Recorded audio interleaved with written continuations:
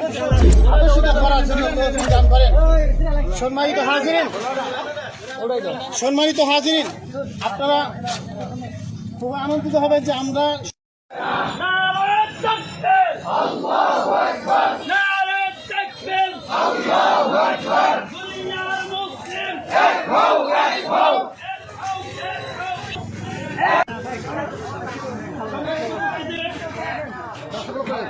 ইসলামের পক্ষে আপনাদের সর্বোচ্চ শক্তি তারা তাকবীর দিয়েছেন।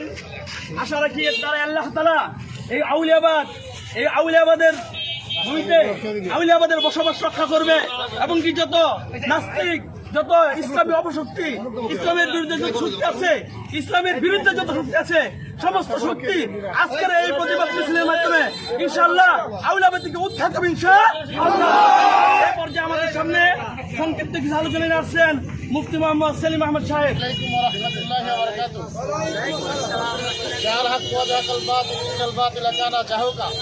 সম্মানিত উপস্থিতি, আমরা বিশাল একটা অবস্থান নিয়ে আমরা এখানে উপস্থিত হয়েছি।